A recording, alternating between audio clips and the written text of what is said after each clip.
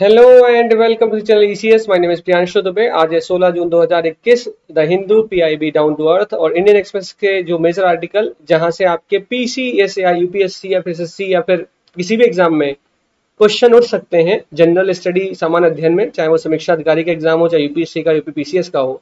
बहुत सारा रिसर्च करने के बाद मैं क्वेश्चन रख रहा होता हूँ। अंत तक वीडियो जरूर देखिए, चाहे आपका माध्यम कोई भी हो।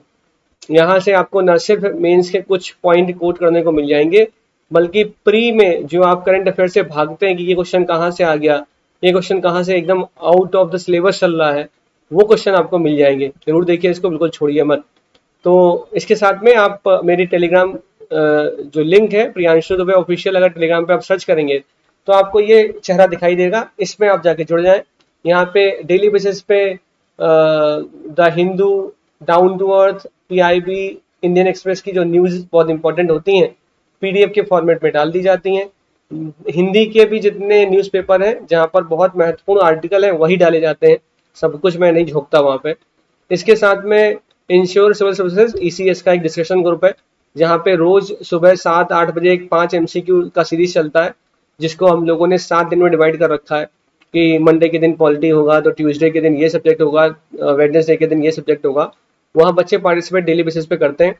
अगर आपके अंदर हिम्मत हो कि आप पार्टिसिपेट करना चाहते हैं तो ये आप इंश्योर सिविल सर्विसेज के डिस्कशन ग्रुप में जाके ऐड हो। अन्यथा ऐड ना हो, क्योंकि मैं रोज रोज पार्टिसिपेट करने के लिए मोटिवेट करता रहता हूँ। लोग पार्टिसिपेट नहीं करते तो उठा के बाहर कर देता हूँ, क्योंकि मुझे भीड़ पसंद है नहीं। अगर आप पार्टिसिपेट कर पाए तो आए, ना कर पाए तो ना आए। तो इसके अलावा प्रियांशु दुबे ऑफिशियल जो मैंने टेलीग्राम लिंक बताई है उससे जुड़ जाइए, उससे अब में फायदा होगा, बहुत ज्यादा आपको फायदा होगा। समीक्षा अधिकारी की बहुत डिमांड थी कि हिंदी में आप हिंदी की क्लास लगवा दीजिए। हिंदी की क्लास आ रहा रहता है, सर ले रहे हैं। व्हाइट बोर्ड पर वो आएंगे, डिजिटल बोर्ड पे वो नहीं आएंगे। जहां मेहनत दिखती है वहां पर वो आपको दिखाई देंगे। और ये जरूर मैं कह सकता हूं कि अगर आप उनकी क्लास कर ले गए, समीक्षा अधिकारी प्रणाली परीक्षा में आप 52+ मार्क्स के आसपास हमेशा रहेंगे। मतलब आपने मेहनत कर दी तो 55+ रहेंगे, और अगर आप मेहनत नहीं कर पा रहे हैं तो 52 या 50 के आसपास आप रहेंगे। लेकिन हाँ, उनके साथ पढ़ने वाले बच्चों के 60 में 60 भी आए हुए हैं। लगातार कंटिन्यूसली कई साल का अनुभव लेकर वो चल रहे हैं। क्लास पहली आएगी तो आपको समझ में आएगा। इसके अलावा प्लेलिस्ट बनी हुई है, वहां पे जाके आप प्लेलिस्ट में सारी चीजें, जितनी प्लेलिस्ट बनी हुई है, मेंस का पहला आर्टिकल, मतलब पहला जो बोलूंगा कि वीडियो पड़ चुका है। इसके अलावा डेली बेसिस पे हम एमसीक्यू तो दे ही रहे हैं आपको करंट अफेयर की। 21 जून से आपका एक और नया कोर्स लॉन्च होने वाला है, फ्री वाला कोर्स, जिसको मैं नाम दूंगा फ्री वाला कोर्स। तो ये लॉन्च होगा ईसीएस के अंतर्गत पीसीएस 2021 के लिए। उसके बाद कभी फिर आगे जाके क्रैश कोर्स भी चलाएंगे, लेकिन इसमें जुड़े, आपको फायदा होगा। सब्सक्राइब करें, लोगों तक शेयर करें। आज सबसे पहली न्यूज है कॉर्पेट के बारे में। क्या है कॉर्पेट? किन दो देशों के बीच में नौसैनिक युद्धाभ्यास, मतलब अभ्यास है। इसके बाद देखेंगे इंटरनेशनल हाइड्रोग्राफिक ऑर्गेनाइजेशन, दक्षिणी महासागर को 5वां महासागर घोषित किया गया। तो इंटरनेशनल हाइड्रोग्राफिक ऑर्गेनाइजेशन में भारत का कुछ से है कि नहीं है, भारत उसका सदस्य है कि नहीं, इस पर चर्चा। सिल्वर लाइन प्रोजेक्ट केरल का किन दो जगहों को जोड़ता है, क्या है प्रोजेक्ट। इसके अलावा फूड एंड एग्रीकल्चर ऑर्गेनाइजेशन, जो हमारा खाद्य एवं कृषि संगठन है, इसके बेसिक पॉइंट आपको जो पता होने चाहिए उससे संबंधित क्वेश्चन। डेमोक्रेसीज 11 के अंतर्गत G7+4 में +4 कौन है, जिन्हें डेमोक्रेसीज 11 का नाम दिया जा रहा है टोटल ओवरऑल को। डेमोक्रेसीज 11 बहुत मोस्ट इंपॉर्टेंट है, क्वेश्चन आ सकता है। पैसिफाई सर्वे, क्या है पैसिफाई सर्वे? बिल्कुल कॉन्सेप्ट पे नहीं जाना है, बस एक लाइन याद करनी है, क्वेश्चन बहुत important. UN convention of combating desertification, तो ये जो डिजर्टिफिकेशन है, मरुस्थलीकरण है, इसको कॉम्बेट करना है। इसके लिए भारत सरकार के द्वारा 2030 तक कुछ एकड़ जमीन का लक्ष्य रखा गया है कि हम इस अनुपजाऊ जमीन को उपजाऊ में परिवर्तित करेंगे, बंजर को उपजाऊ बना देंगे। बहुत important question. World giving index किस संस्था के द्वारा निकाला जाता है? Most important question. और 8th शेड्यूल की तुलु भाषा पर ट्विटर में एक कैंपेन चला दिया गया, अभियान चला दिया गया कि 8th शेड्यूल में तुलु भाषा को जोड़ा जाए।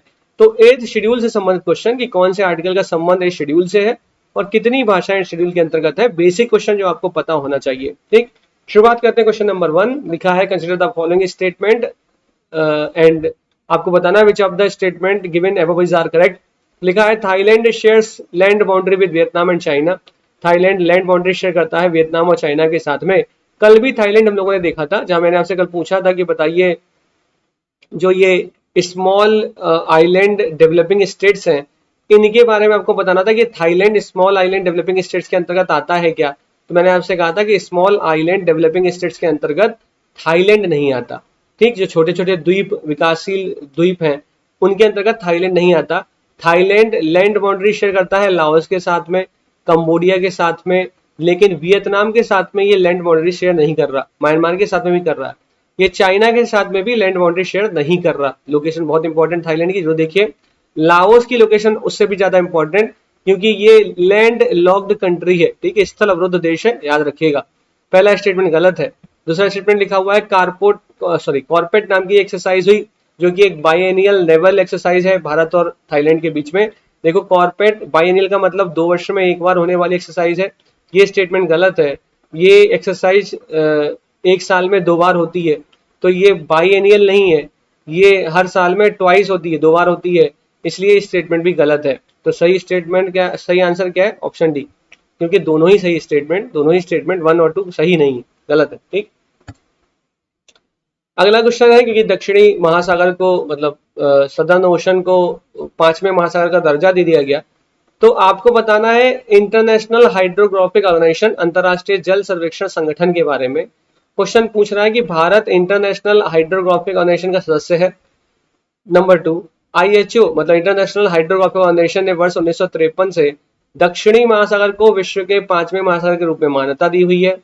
और थर्ड, दक्षिणी अटलांटिक मतलब दक्षिणी महासागर एकमात्र ऐसा महासागर है जो प्रशांत, हिंद और अटलांटिक महासागरों को छूता है। आपको बताना इनमें से कौन से कथन सही है। पहला कथन 100% ट्रू है कि भारत भी आईएचओ का मेंबर है। ठीक, दूसरा कथन इसलिए गलत है कि आईएचओ के द्वारा 1937 में ऐसा किया गया था कि दक्षिणी महासागर को एक अलग वाटर बॉडी बोला गया, लेकिन 1953 में इस वाटर बॉडी के स्टेटस को हटा लिया गया, अलग वाटर बॉडी के स्टेटस को हटा दिया गया। दक्षिणी महासागर एकमात्र ऐसा महासागर है जो प्रशांत, हिंद और अटलांटिक महासागर को छूता है। एकदम 100% ट्रू स्टेटमेंट है। सही आंसर क्या है? Option C is the right answer, 1 और 3। ठीक, आगे चल रहे हैं। ये जो सिल्वर लाइन प्रोजेक्ट है, तो आपको बताना इनमें से कौन सा कथन सिल्वर लाइन प्रोजेक्ट के संबंध में सही है।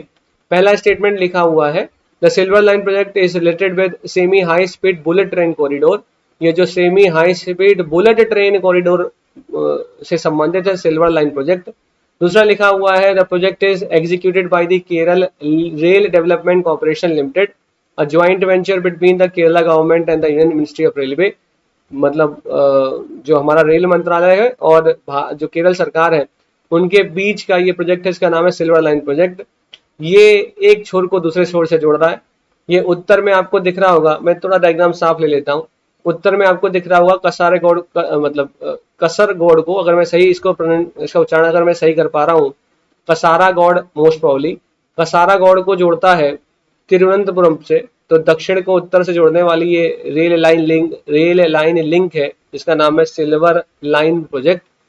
केरल में शुरुआत हुई इस होने वाली सिल्वर लाइन प्रोजेक्ट की है। और ये किसके बीच में हो रहा है? ये केंद्र सरकार और केरल सरकार के बीच का प्रोजेक्ट है। इसको याद रखना है। इसका मतलब इसका सही कथन क्या हो गया? इसका सही कथन है बोथ 1 और 2। ठीक, इसके अलावा अगला क्वेश्चन नंबर नेक्स्ट है, बताइए इनमें से कौन सा कथन खाद्य एवं कृषि संगठन के संबंध में गलत है, सही नहीं है, इनकरेक्ट लिखा हुआ। तो पहला स्टेटमेंट लिखा है, it is one of the major outcome of the 1974 world food conference. अभी हाल में ही वर्ल्ड फूड कॉन्फ्रेंस में भारत के द्वारा पार्टिसिपेट किया गया।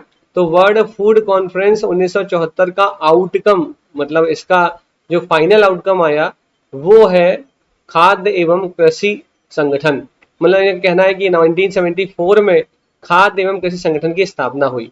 दूसरा स्टेटमेंट लिखा हुआ है कि इसका जो मुख्यालय है खाद्य एवं कृषि संगठन का, यह एक जेनेवा स्विट्जरलैंड में है।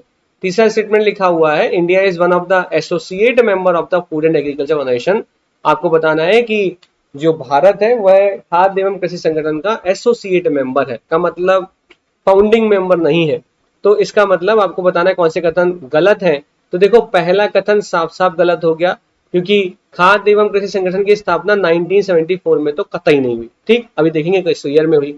दूसरा एकदम गलत है क्योंकि इसका मुख्यालय रोम इटली में है, तो ये गलत हो गया। तीसरा इसलिए गलत है क्योंकि भारत इसका एसोसिएट मेंबर नहीं है, उसका फाउंडिंग मेंबर है। ठीक है, जब से संस्था बनी है तब से मेंबर है उसका। इसका मतलब इसका सही आंसर क्या है, डी 1 2 3 तीनों ही स्टेटमेंट गलत है। अब देख लेते हैं एफएओ के बारे में।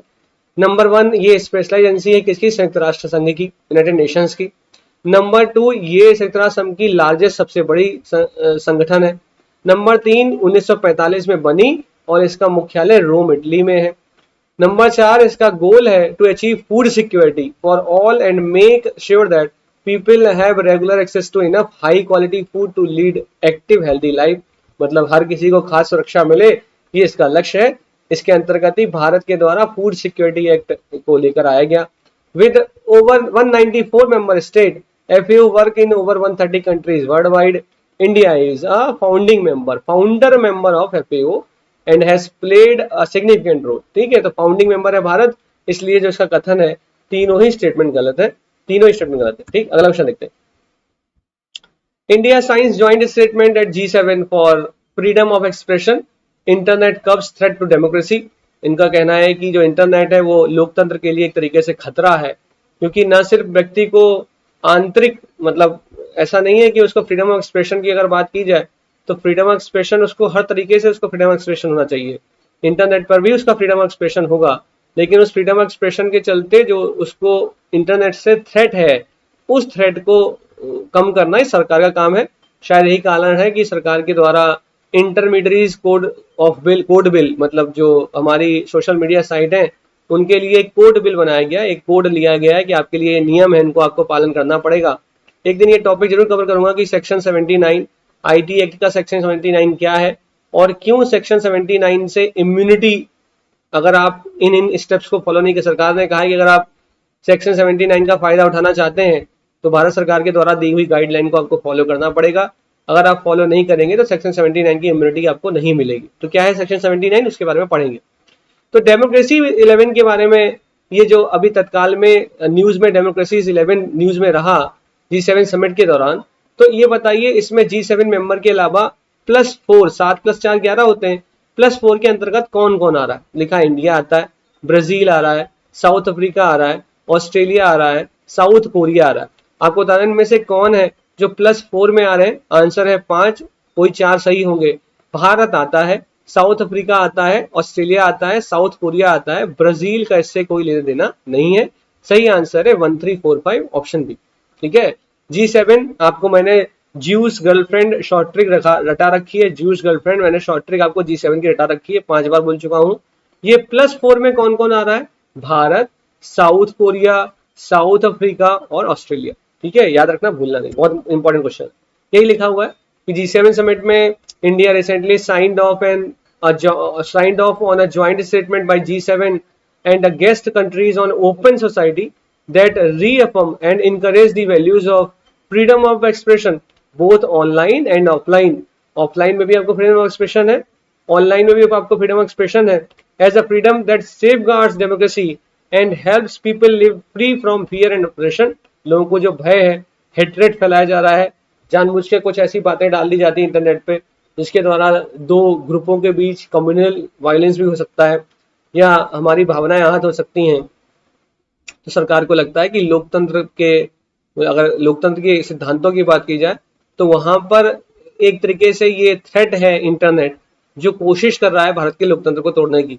तो इस पे पूरा एक आर्टिकल है, इस पे चर्चा नहीं की जाएगी क्योंकि हम लोग तो अभी प्री पॉइंट ऑफ व्यू से देख रहे हैं, लेकिन सेक्शन 79 में जरूर कवर करूंगा। What is the objective of pacify survey? कौन सा कथन पैसिफाई सर्वे के संबंध में सही है? बिना किसी लोड लिए, बिल्कुल आपको दिमाग नहीं लगाना है, जहां पे आपको पोलराइजेशन वर्ड, ध्रुवीकरण वर्ड दिख जाए वही आपका आंसर है। तो कुछ क्वेश्चन ऐसे होते हैं जहां आपको साइंस नहीं लगानी होती। उसका सबसे बड़ा कारण होता है क्योंकि अगर आप इस कॉन्सेप्ट में उलझे रह गए तो आप कॉन्सेप्ट तो समझ ले जाएंगे पिछले 2 घंटे में, यहाँ पढ़ते पढ़ते समझ गए, लेकिन उसके बाद इस क्वेश्चन का सीधा सीधा मीनिंग है प्री पॉइंट ऑफ व्यू से, मेंस में इससे आपसे क्वेश्चन उठा के नहीं पूछने वाला, आपको PhD नहीं करा रहा साइंस में। तो पैसिफाई ये जो सर्वे है, जहां आपको पोलराइजेशन शब्द दिख जाए वही आंसर मार देना। यहाँ पोलराइजेशन नहीं दिख रहा, यहाँ पोलराइजेशन नहीं दिख रहा, यहाँ पोलराइजेशन नहीं दिख रहा, ओ दिख गया पोलराइजेशन, ध्रुवीकरण दिख गया, आंसर डी। ठीक है, क्या है पैसिफाई सर्वे? बहुत पढ़ने का मन है तो जरूर पढ़े। Consider the following statement with respect to UN convention of combating desertification. इनमें से कौन सा कथन संयुक्त राष्ट्र मरुस्थलीकरण रोकथाम अभिसमय के संबंध में सही है? पहला लिखा है कथन it is the first and only internationally legally binding framework set up to address the problem of desertification. मौसमीकरण से संबंधित ये अंतरराष्ट्रीय, अपनी तरह के अंतरराष्ट्रीय ऐसा लीगली बाइंडिंग है, वैधानिक मतलब लीगल रूप से ये बाइंडिंग नेचर की है, बाध्यकारी नेचर की है। दूसरा स्टेटमेंट लिखा हुआ है, India holds the current presidency of United nation convention of combating desertification. Bharat current में, तत्काल रूप में संयुक्त राष्ट्र मरुस्थलीकरण रोकथाम अभिसमय की प्रेसिडेंसी कर रहा है, अध्यक्षता कर रहा है। और थर्ड स्टेटमेंट लिखा है, ग्रेट ग्रीन वॉल पहल साहेल क्षेत्र में भूमि क्षरण के खिलाफ लड़ाई पर केंद्रित है। तीसरा स्टेटमेंट लिखा हुआ है कि ग्रेट ग्रीन वॉल पहल ये साहेल क्षेत्र में भूमि क्षरण के खिलाफ लड़ाई पर केंद्रित है क्या? तो मैंने कल या परसों आपको साहेल क्षेत्र बताया था, जहां पे मैंने आपको 11 देश बताए थे कि ये साहेल क्षेत्र के अंतर्गत आते हैं, वो जरूर देख लीजिएगा वीडियो। ये तीनों ही स्टेटमेंट जो लिखे हुए हैं, ये तीनों ही स्टेटमेंट सही है, ठीक है। All statement are correct. Great green wall ये अफ्रीका महाद्वीप में साहिल क्षेत्र में भूमि क्षरण के खिलाफ लड़ाई पर केंद्रित है। United nation convention of combating desertification, संयुक्त राष्ट्र मरुस्थलीकरण रोकथाम इस समय, ये भी इसका ये लीगली बाइंडिंग है, बाध्यकारी है सभी देशों पर जो इसके मेंबर कंट्रीज हैं। और भारत तत्काल रूप में प्रेसिडेंसी कर रहा है संयुक्त राष्ट्र मरुस्थलीकरण रोकथाम इस समय की। आपको कमेंट करके बताना है कि 2030 में भारत के द्वारा कितने एकड़ जमीन को अनुपजाऊ से उपजाऊ मतलब बंजर भूमि को उपजाऊ करने का लक्ष्य रखा गया है। आपको कमेंट करके बताना है। मैंने पिछले 3-4 वीडियो में इसको कम से कम 3-4 बार बोला हुआ है, ठीक। अगला क्वेश्चन है, अच्छा यहाँ पे ये आप देख लोगे तो फायदा क्या होगा, चलो देख ही लो, देख लिया है। India is also working towards restoring 26 million hectare of degraded land by 2030। 2030 तक Bharat 26 million hectares of degraded जो बंजर भूमि है उसको उपजाऊ करने का लक्ष्य लेकर चल रहा है, ठीक है। 26 मिलियन हेक्टेयर, याद रखना, भूलना मत। Consider the following statement with respect to world giving index. इनमें से कौन सा कथन वर्ड गिविंग इंडेक्स के संबंध में सही है? पहला, the world giving index is an annual report published by the Economist Intelligence Unit. Economist Intelligence Unit के द्वारा वर्ड गिविंग इंडेक्स निकाला जाता है। दूसरा statement, it ranks over countries in the world according to how charitable they are. कितना कोई देश charitable है, चैरिटी करता है, इस आधार पर रैंक दी जाती है। According to this index India is 14th most charitable country. इस इंडेक्स के अनुसार, इस संकेतक के अनुसार भारत 14वें नंबर का सबसे ज्यादा चैरिटेबल कंट्री है। आपको बताना इनमें से कौन सा कथन सही है। पहला स्टेटमेंट इसलिए गलत है क्योंकि ये इकोनॉमिस्ट इंटेलिजेंस यूनिट के द्वारा नहीं निकाली जाती। आपका होमवर्क है कि आप सर्च करिए कि वर्ड गिविंग इंडेक्स किस संस्था के द्वारा निकाली जाती है। और ये होमवर्क मैं इसलिए दे रहा हूं कि सिर्फ आप ये देख पाए कि वहां कोई बड़ी संस्था वर्ल्ड बैंक, IMF, अंकटाड या यूनेस्को, यूनिसेफ, इस संस्था का कोई नाम आपको नहीं मिलेगा। आपको नाम लिखेगा चैरिटेबल, कुछ ऐसी संस्था का नाम है जहाँ पे चैरिटी लिखा होगा, ठीक। तो बिल्कुल उस संस्था को रट्टा नहीं लगाना बैठ के, बस उस चैरिटी शब्द को पकड़ के ऑप्शन से खेलना जाके, ठीक। तो पहला स्टेटमेंट साफ साफ गलत, दूसरा एकदम सही, जो चैरिटी करते हैं इस आधार पर रैंक निर्धारित करी जाती है।